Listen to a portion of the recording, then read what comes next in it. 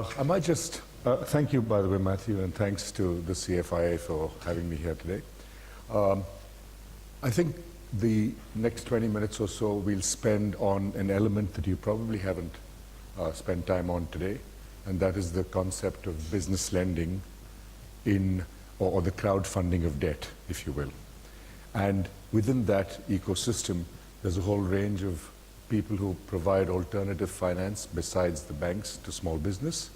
We'd focus on the peer-to-business and the marketplace models within that environment. Interestingly, we were talking about crowdfunding regulation in Australia, which has been sort of about 18 or 24 months behind sort of peer-to-peer and peer-to-business regulation, which ASIC sort of came out with using the managed investment scheme concept about 24 months ago.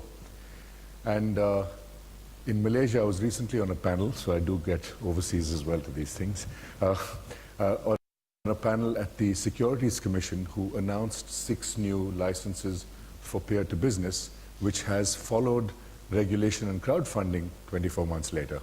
So they did the equity stuff first, now they're focused on business, or rather peer-to-peer, and within that they've said that they will only issue licenses to platforms that actually lend money to business, because they don't see the concept of personal debt as being one that is not being taken care of where there is a market gap, and that's what's quite critical.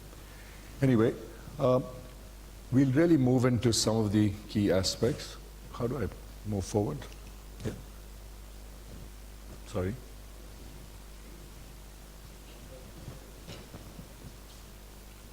Oops. Sorry about that, guys.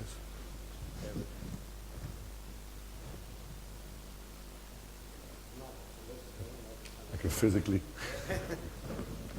Oh, yeah.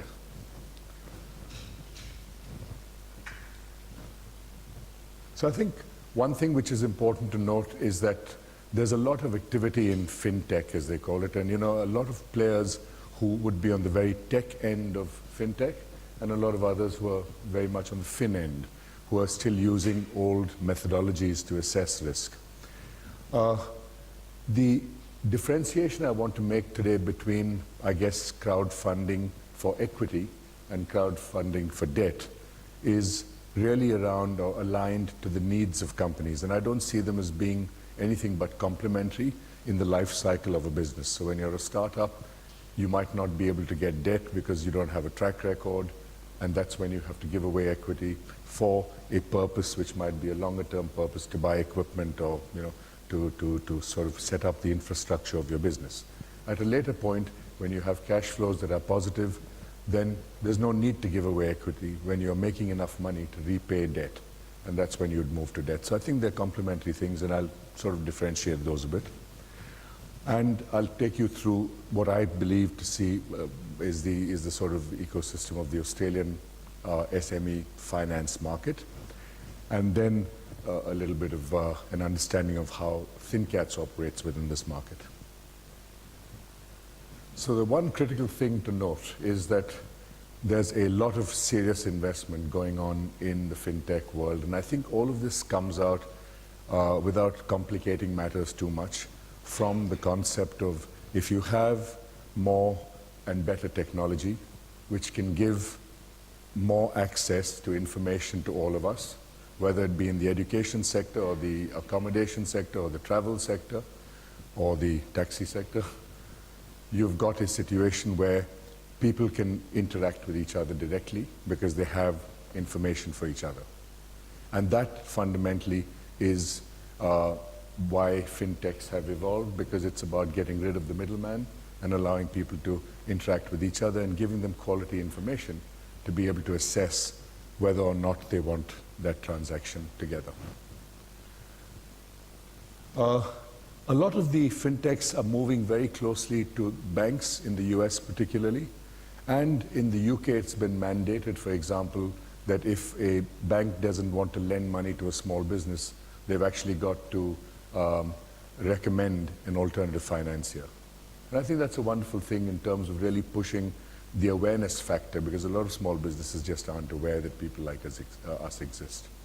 Whereas in the US, the driver is quite different. I think it's more around the banks wanting to shore up their own futures, because there are some serious vulnerabilities to their models, and I'll take you through a couple of slides there.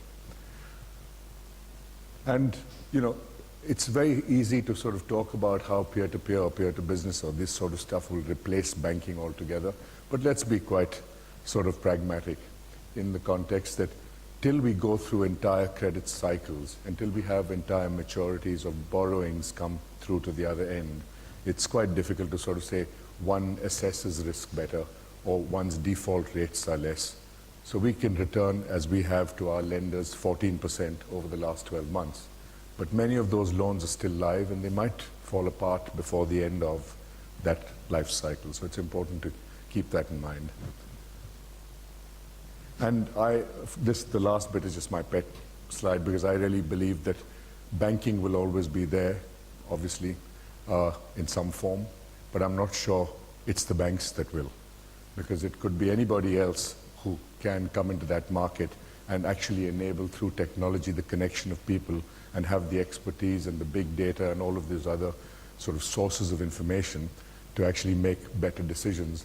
And once artificial intelligence comes along and machine learning comes along, then you don't need credit officers anymore. So the bank's areas of vulnerability very quickly.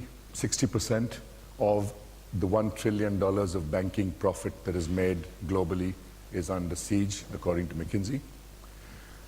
And the areas where they will really attack would be in small and unsecured personal business lending, personal lending, small business lending, places like robo-advice, and payment systems.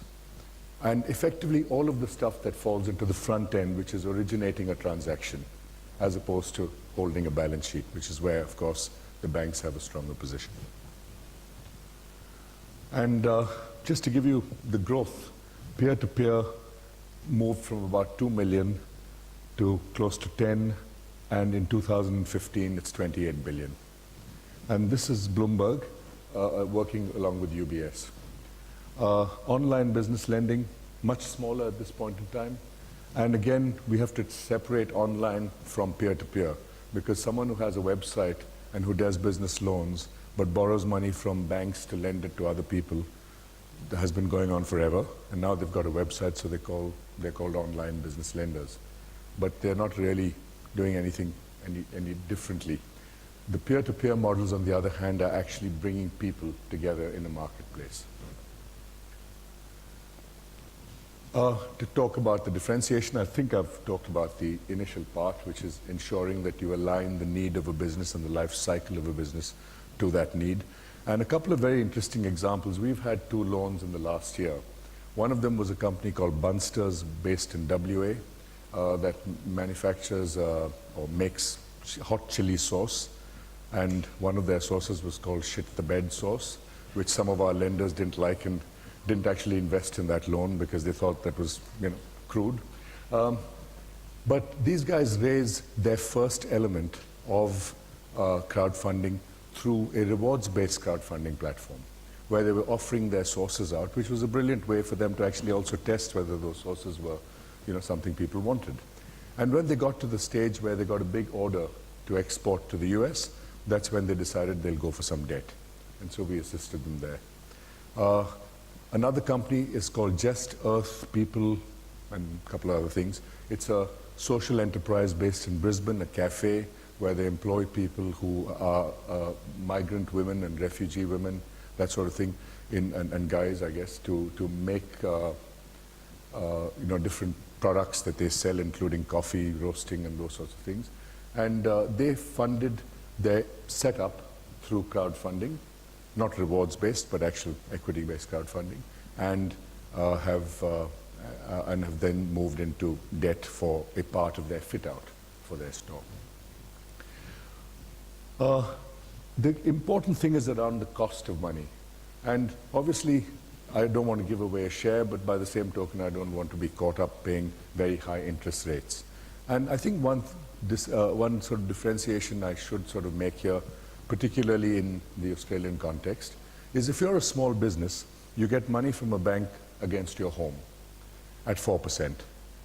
But if you've got a growth trajectory that's sort of outstripping the growth in the number of houses you buy, then the bank says no to you. And if the bank says no, you really don't have anywhere else to go.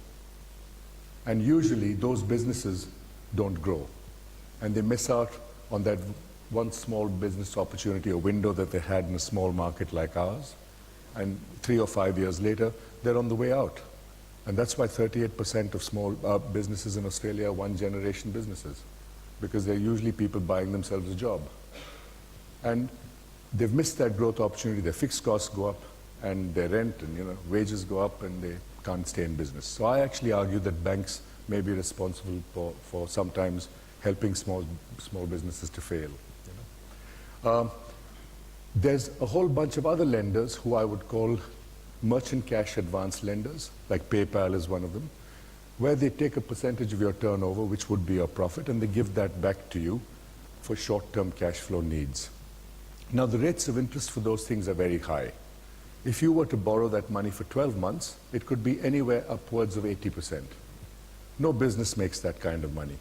So it's either businesses that are in need of money for short periods of time that can survive doing that, or businesses that actually see themselves in a position where they're distress funding. And usually those businesses wouldn't have approached the bank in the first place. So you've got these two groups here. And then there's this lot in the middle that's just not being serviced at all, because they're just not getting money, and they won't borrow the money at the high rates that are on offer. But I guess for those sorts of businesses, it's important to consider a concept where they will give out a bit more equity and consider debt from the tagline of our business actually says business lending by good people, because we're interested in growth outcomes for businesses. So very simply, peer-to-business lending or peer-to-peer lending or crowdfunding for debt is the concept where lenders can lend in fractional amounts on a platform to a business and diversify their risk and their portfolio in a fixed income asset class. The difference between the models within peer-to-business lending usually are just two things. One is models that operate largely on the basis of matching, which means that they will tell you what the risk is of a client by rating it with stars or A, B, C, and D. And you then, as a lender, say, I'll invest in tranche A, B, C, and D to that extent. Or there are platforms like ours, which are direct lending platforms, where we actually tell you who the business is, who the management are, their background, their turnovers, their personal asset and liability statements, and a whole bunch of other things. Our loans are usually larger for longer terms and are usually meant to drive those growth outcomes. But fundamentally, they're also secured by charges over business assets. So it's really business banking of the slightly higher end of SME. And of course, a lot of the online lenders, as well as the peer-to-peer platforms, talk about using very broad levels of data analytics and big data. One platform claims to have 2,000 data points, which as a lending person and as a risk person, I find almost impossible to fathom, because risk is usually based on about 5 or 6 criteria. So when you've got 2,000, I don't know how you'd weight them. But having said that, and it's a black box, so we don't know what's in it, but that particular company also has 300 people who are involved in ticking boxes to lend as credit officers. So I think there's a certain level of hype involved at the moment. Within that framework, though, doesn't mean it's not going to happen. And I think the very important thing I'd like to sort of stress here is there's one company in the US called Sophie, which does student loans. And that's quite an amazing setup, because a student never has a credit file that is thick enough for you to gauge their past history. So how would you make a decision to lend? So they use complete big data and analytics. They actually get your marks from year 1 to 10. They're able to actually figure out the university degree you're studying, the strength of the university to teach that degree to you, the employability of that degree in 10 years' time, your tweets on Twitter, your friends on Facebook, and they put all that together to make a lending decision. So if you went to Princeton or Yale or Harvard, presumably you get a loan, and they've had very low defaults. So it's an interesting model. Again, the fundamental reason why this is working is because of this business of it's giving us access to information directly, getting rid of that middleman who have very high levels of cost. I think they did a model with Lending Club in the US and Wells Fargo a while back on credit cards, and they found that the cost base for Wells Fargo was 300 basis points or 3% more than an online lender, an online platform. And in terms of their losses, they were quite similar at the time.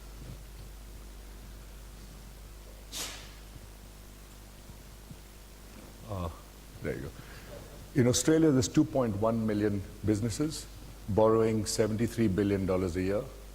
91% of that is basically controlled by the big four banks, so they pretty much make the call on whether a business gets money or not. And yet, on the other side, there's 400,000 high net worth investors with close to $2 trillion of assets at their disposal to invest, which includes, I think, $500 million of money in banks in fixed deposits and about 600 odd billion in self-managed super funds. So you've really got a lot of money looking for a home, looking for yield, and looking to have an economic multiplier effect that would happen very easily with small business lending. And I think Alan Kohler called this concept of people-to-business lending really the recycling of money, as opposed to what the banks really do, which are they're agents of, in a way, of the Reserve Bank printing new money. And because each time they lend out money, they've got to put capital allocation against it. In terms of growth trajectory, Morgan Stanley did some work, and they believe by 2020, in the mid-case scenario, the small business lending market in Australia, which is unserviced, will be 11.4 billion. So these are the guys who don't get money from the bank, who don't go to the, I guess, commercial payday lenders, if you will, and therefore they don't grow. The entire ecosystem, of course, I've made the SMEs the largest, and the banks, you know, but I put private finance, although they're much larger, I put them as quite small, because I think I'm being futuristic. I feel all of those models will actually have very finite growth trajectories. So the SMEs get bigger. Thin cats. I mean, I guess everyone has guessed why we are called thin cats, play on the word fat cats. And if you went to our website, you'd see the 9 fat reasons why you should actually, you know, look at either investing or borrowing through us. Again, I won't waste my time or yours on this. I'll just tell you broadly that it's a platform where everything is visible. A borrower comes to apply for a loan. We determine eligibility because the sustainability of our business depends on it. And if we feel they're credit worthy from our standpoint, we put them up. We then announce to our 350 odd lenders who come in and decide if they want to bid on a loan. And we price the loan, so it's only I guess a filling up of a book, so to speak. So no one's bidding on interest rates. So we're not determining market risk price. But having said that, they bid 5 or 10 grand each, and then they fill the loan up. After which we take security, complete documentation, and give out the money. And then once a month, the lender gets to see how much money they've made in principal and interest on our loans. And they actually have a dashboard where they can see all their loans that they've invested in. We are the first guys who came to Australia. We're a joint venture with Thin Cats in the UK that started in 2011. And they've done about 200 million pounds so far. And they've returned to the lenders there, the 5,000 odd lenders, a net return of just under 10%. Their average loan size is about 260,000 pounds, and the average term of that loan is about 3 years. Now, similarly, in our case, we have an average loan size of about 150, although our sweet spot would be slightly larger. We've only got 350 lenders, of which about 100 are active, and we've returned, as I said, 13.9 or close to 14% to our lenders over the last 18 months that we've been in operation. That's it. Thank you.